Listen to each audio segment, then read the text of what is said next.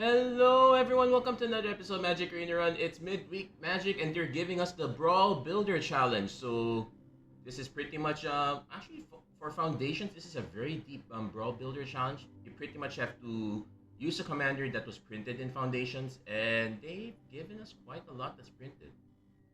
Also of note is that looking at this, these are all that have been printed in either the main set or the starter kit or the beginner box. I don't see any that have been printed in Jumpstart, so those are excluded. But we actually have quite a lot of choices, so we're gonna actually keep it simple, and we're actually gonna give ourselves an extra challenge as well. Okay, when we say we're building with Krenko, it's not much of a challenge, but so we decided to add an additional challenge here. So we have 31 creatures. All of them are goblins, and we've excluded any card that creates something that is not a goblin. So, what are the notable cards that get excluded as a result of that stipulation? Minion the Mighty's Kobold, so that's a very easy one. But we'll get to Ragavan is auto excluded, so it's kind of worth a shot to exclude that one. I guess we could have added Reckless Lackey as a first strike case, but we've added a few other creatures instead. Let's see, I'm trying to find that one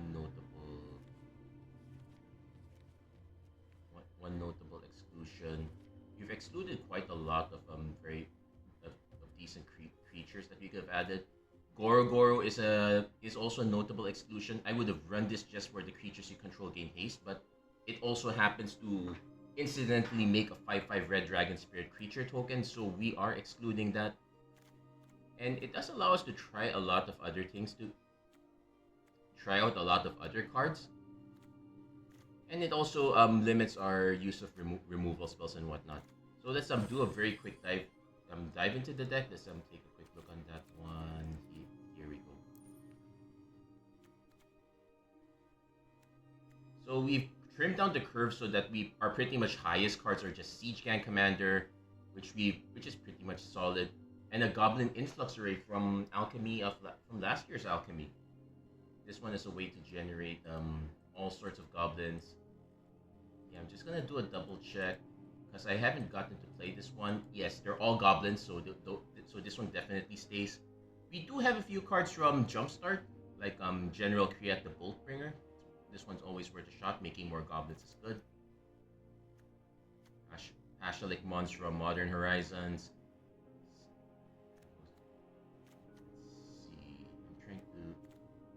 Also notable, we have you see a pair of goblins, which has also been reprinted as Goblin Surprise. We're also adding a few cards like Herald's Horn for cost reduction. Icon of Ancestry is a way to draw into more goblins. Patchwork Banner is just mana rock. Ruby Medallion is also in as another mana rock. Goblin Bombardment is there for as an alternate way, but it's pretty much all goblins. It's all goblins and burn for the most part here. And we're trying out a few of the alchemy cards that somehow fit in. Faceless Haven, Mutavault are a shoe-in, as well as is Den of the Bugbear. I'm gonna cut tokens, and that makes spirit tokens. So we're gonna cut that, add a mountain. But we shouldn't be missing it for the most part. I'm gonna have to make that adjustment from the deck list, but that should be a very quick one. And so far I have had to make a few adjustments to the deck as part of testing. Notable, we'll see which commanders we encountered. That will pretty much be our notable list here.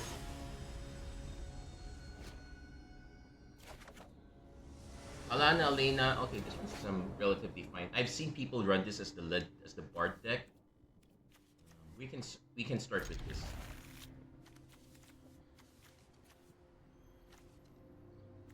Using into Horde Master, into Skew or whatnot. We are going to see a lot of mulligans from this deck, but we should be able to make the most out of it.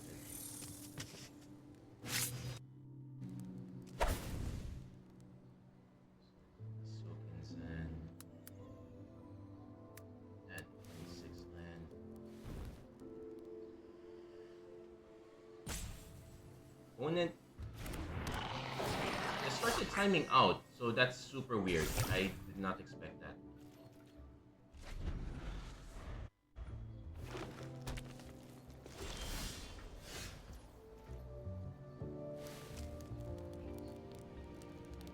Opponent leading off on the plains. I should just play the Faceless Haven because I am gonna play the Runefell Hordemaster anyway.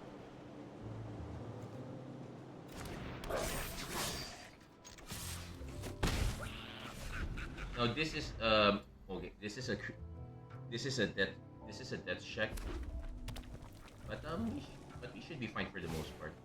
Opponent leads on the Delightful Halfling, which I will be delighted to snipe.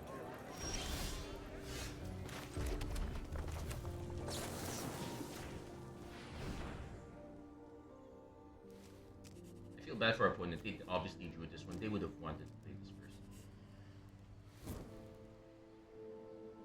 Now they could have like say a turn Insight out, but I don't think Halana Alena runs that card for the most part. I don't think our opponent's gonna be running much of anything after that. We have a lot of 1 mana burn spells here. I'll probably go through most of them quite quickly. And we are gonna run Battle Cry Goblin right away.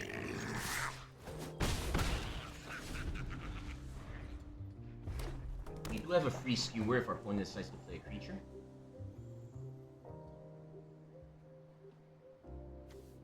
Also, this one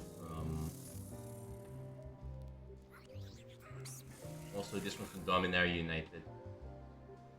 We pretty much all the non-rotating formats really benefited from this guy. I could just activate the Faceless Haven, but I am going to offer to swing first. But we get Pack Tactics anyway, though I think... Oh, there's an intervening if. When it probably burns out the Hordemaster, that's just a card, I guess. Sure, it reduces the size of the field, but... Never mind, opponent concedes. That was a bit fast. That was perhaps too fast. We're pretty much the deck that tries to keep the other decks honest. There are a lot of decks that are quite mid-range. I originally wanted to do a Muldrota build, but we would have needed a lot of removal and control very early, and I figured that most people, especially those who are starting out, would want to have something a lot simpler, so we're running with that. We'll get a few more games in. Let's see how this goes. Hey, Droxpool Reaver. Is it that doesn't set? Oh well. At least we get. That's a nice get. Remember when that used to be a mythic back in Innistrad? The original Innistrad block? Okay, now this is one of our first matchups that we really need to have a removal check. So we actually had quite a bit of removal. This one's probably a bit too much, but they are also going to be running a lot of Death Touch creatures, so these benefit quite a bit.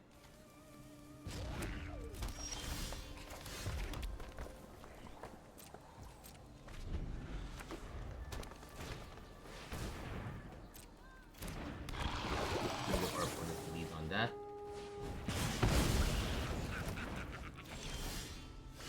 Wow, we just got all the removal, so it's going to take us a while. We're going to need to draw into a few more lands, but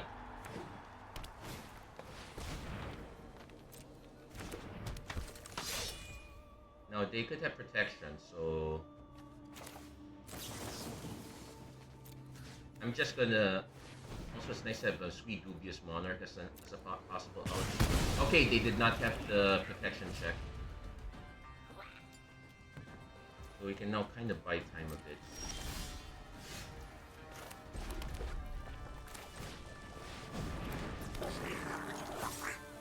Also, I need to do a check on speed. It's just exiling for other cards, so all the removal is gonna pan out.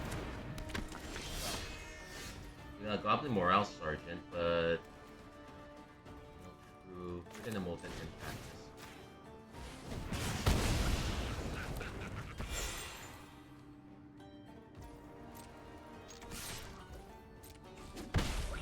We are going. Now this one deals 1 damage to target creature or planeswalker, so we'll have to see how sideways our opponent goes. Oakham Adversary. Okay, that's a bit of a tough one. We can. Oh wait, we can snipe it with 1 spell. We're going for the hard hitting question. Let's see.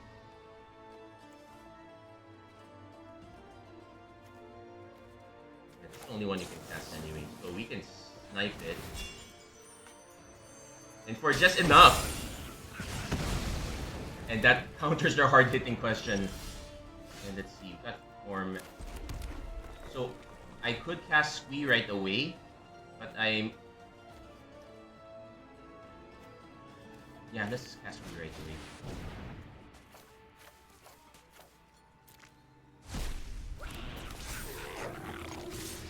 This one is admittedly atypical, but now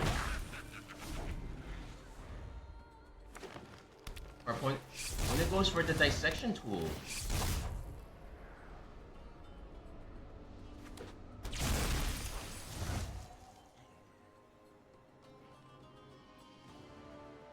We do have some. Okay, Blizzard Brawl, Snipe Squee, sure. This is where I wish I had still had the Meltru, but that's fine. Good.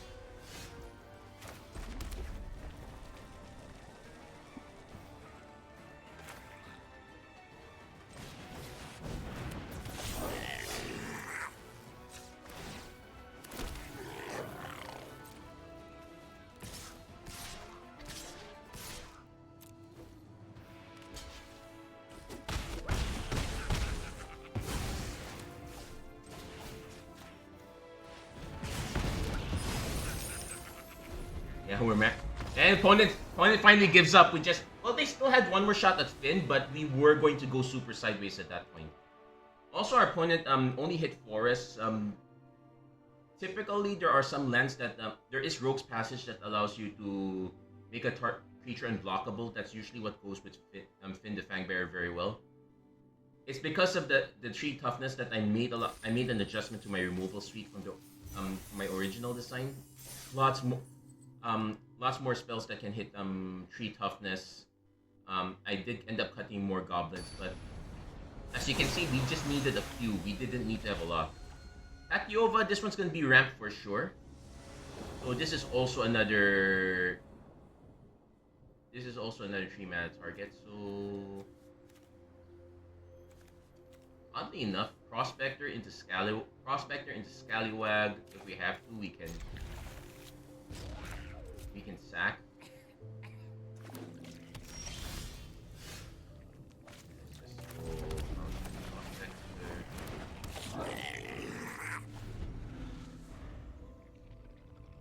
Now the red cap melee is a bit awkward, but I don't think our opponents.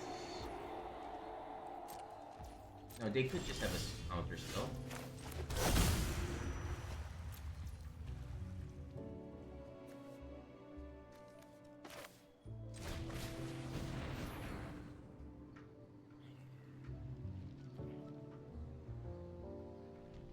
Now there's an argument for going Ember Hauler. It also gives me another onboard trick. And it's just gonna omen their way with it. Now I do have to be careful. I'm suspecting Enigmatic Reincarnation is gonna be is a possibility on the table. So we're gonna have to be really fast here.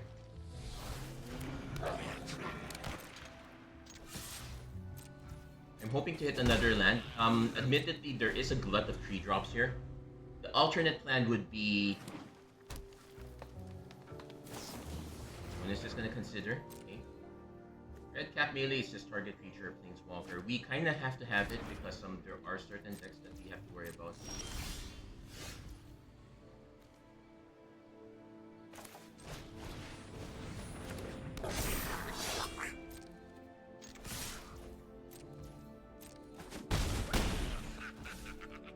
Now I can sack this Prospector, give myself a red mana, get a 1-shot here, but it doesn't really give me much. What I'm now concerned. Now another thing to concern. Okay, opponent is just ramping. I was gonna say that there are also 4-mana clear all spells. They don't remove, but they just put stuff in the yard. When it's gonna go for Tatiova, we're gonna have the red cap melee on standby for it.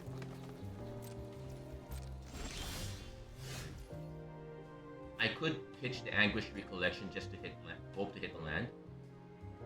It might be a good shot. I can pitch the Ember Hauler, grab a land. Yep. The condition of Seek is that it doesn't share a card type, and so there is a chance we would have hit an instant and a sorcery, which would have been bad. But I'm kind of okay with this one. Unfortunately, this one, no real 2-drop. I'm just gonna swing with everything first. Also, we did descend, so we will get the treasure token.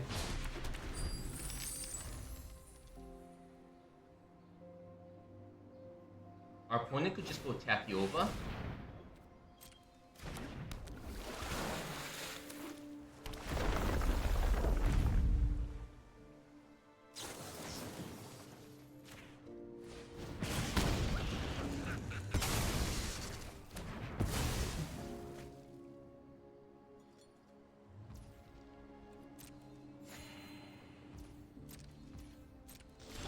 Buy as much time as possible. I could have also waited for Strangle, but that's sometimes just how it goes. Let's see, heals, any target.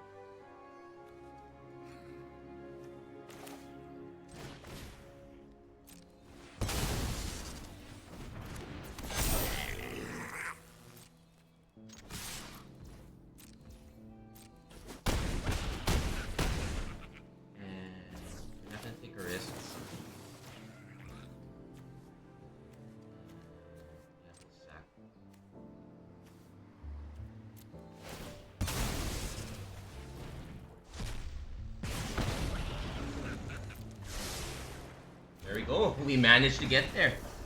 We do have a few that can deal damage directly to base. Our opponent literally did nothing for the most part, so that was pretty much one of the worst things you can do. You really have to have a lot of. I'm pretty sure our opponent's going back to the drawing board. They're going to readjust. You really want to have early gameplays. You cannot just sit back and do almost nothing.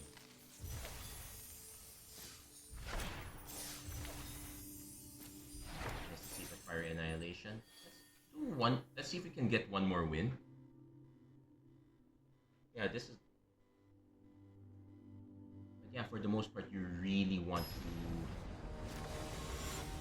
You really want to have that. Okay, now this one is mono white. I suspect this might be a heir apparent deck to which we are not exactly that well tuned for. Like, we do have some ways of sniping the first few. Goblin Matron probably grabs a Lord.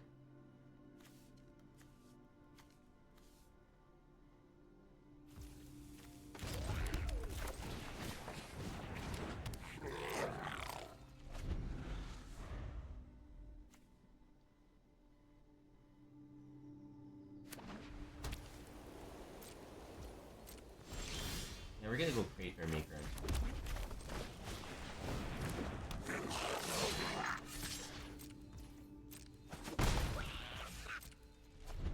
Now, usually, if it's Sir Alan that's being used, this one's a bit on the. Yep, I figured it was a heir apparent.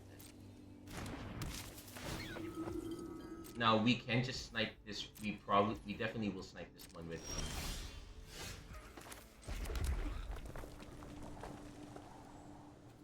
Tempting to go Crankle.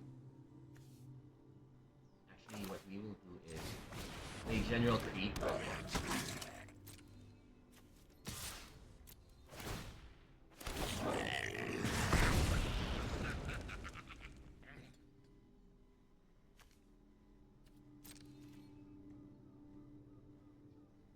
Now, mana changes between steps. I suspect our opponent just blocks the small one.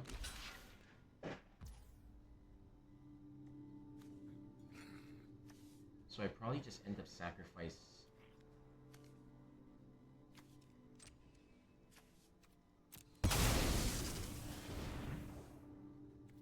Yeah, unfortunately we lose the mana. So I would end up having to sacrifice another one just to get this one true. I think it's still worth it. We have 3 mana up anyway.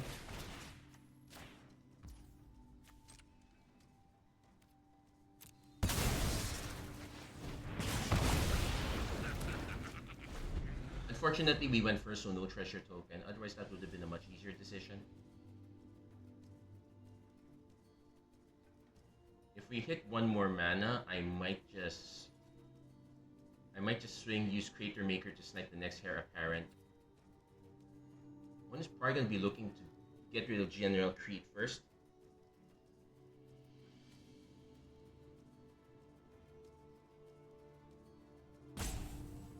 But now we don't have the way to generate. We really need to hit that 4th mana now. Because getting stuck with a bunch of 3 drops is a problem here. So I think our opponent not being able to decide what to do next is also an issue. So gonna play another Heir Apparent.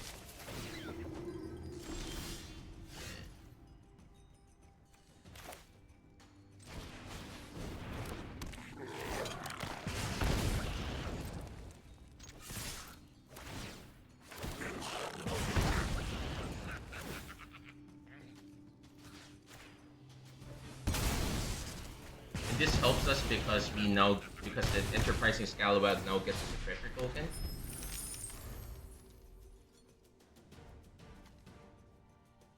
Now, unfortunately, we don't have haste. Otherwise, I would love to be able to tap this one, snipe the next one. But our opponent being stuck on 2 mana is also a big issue for them. As our mana base, we did cut lands. Normally, they give 40. We cut it down to about 34 with 2 dual face cards.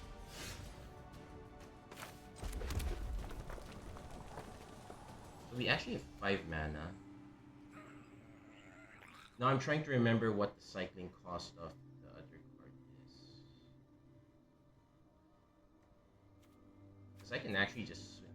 Okay, actually what I'll do is I'll put enough damage on the board.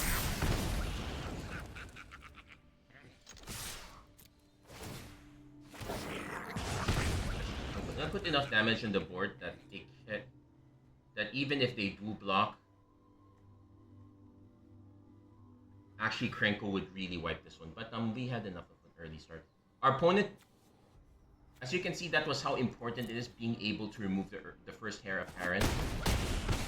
Opponent's gonna start making their rabbits now, but we should be able to get her out. And opponent concedes. Like they can make the rabbits, but they won't be able to withstand it. Opponent getting stuck on 2 mana is an issue there for sure. So was not an exciting one, but I will note that Fangbearer is something that you're gonna see often. Heir Apparent is also gonna be quite often. Halana Alena is also decently okay if it gets to the mid game or hits their Bard class. That one's something we're gonna see quite often. Let's see. I haven't seen much of the Cats deck. I also consider doing White-Black Aristocrats. That one's plausible. Balmor Battle Mage Captain is also going to be a bit of a it's also possible one to be concerned with. Not sure about Mono White Angels. It really needs the Collected Company. Not sure about Kaito or Kiora, though Kiora can do the self-mill thing. It's just very vulnerable.